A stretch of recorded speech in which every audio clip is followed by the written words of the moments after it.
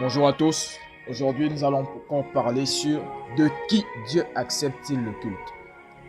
Vous êtes-vous déjà demandé une fois de qui Dieu accepte-t-il le culte? Cette question a dû venir à l'esprit d'une femme qui a parlé avec Jésus-Christ près du mont Guérizim en Samarie.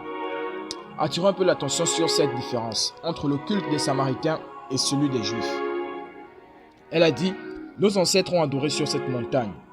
Mais vous autres, vous dites que c'est à Jérusalem quel endroit où l'on doit adorer. Jean chapitre 4, verset 20. Nos pères ont adoré sur cette montagne et vous vous dites que le lieu où il faut adorer est à Jérusalem. Jésus a-t-il dit à la Samaritaine que Dieu accepte toutes les religions, ou bien a-t-il montré que certaines conditions sont requises pour plaire à Dieu? Jésus a donné cette réponse surprenante. L'heure vient où ce n'est ni dans cette montagne, ni à Jérusalem que vous adorerez le Père. Il le dit en Jean 4, verset 21. Femme, lui dit Jésus, crois-moi, l'heure vient où ce ne serait ni sur cette montagne, ni à Jérusalem que vous adorerez le Père. Les Samaritains craignaient depuis longtemps l'Éternel, mais adoraient d'autres dieux sur le mont Guérizim. De Rois chapitre 17, verset 33. Et voilà qu'à présent, Jésus affirmait que ni ce lieu, ni Jérusalem n'auraient d'importance dans le vrai culte.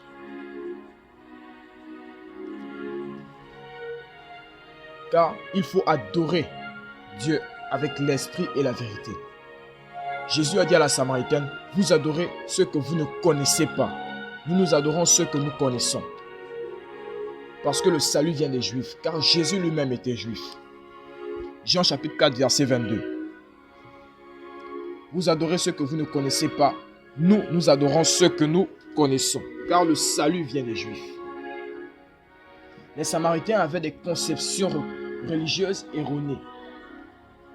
Ils n'acceptaient pas comme divinement inspirés que les 5 premiers livres de la Bible et encore uniquement dans leur texte à eux, le Pentateuque samaritain, ils ne connaissaient donc pas vraiment Dieu.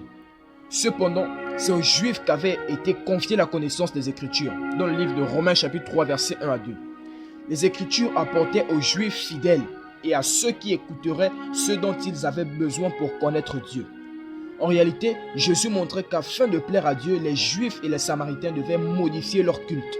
Il a dit: l'heure vient et c'est maintenant où les vrais adorateurs adoreront le Père avec l'esprit et la vérité.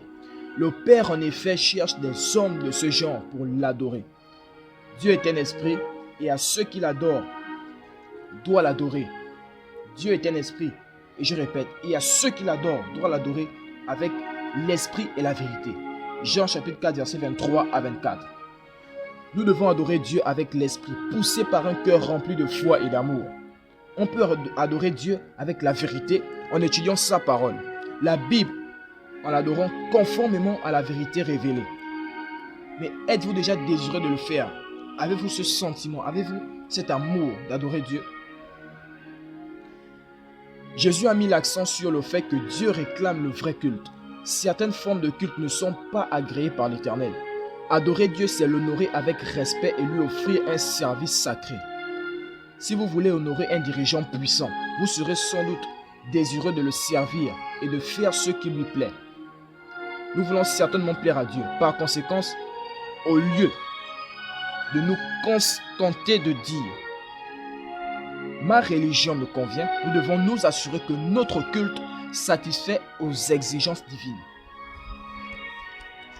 Au lieu de nous contenter juste de dire que oui, ma religion chrétienne me convient, mais exprime-toi sur ta propre personnalité et pose-toi des questions si ce que tu fais satisfait à Dieu, satisfait aux exigences de Dieu, car Dieu a des exigences et il désire que nous puissions les accomplir. Nous devons faire la volonté du Père.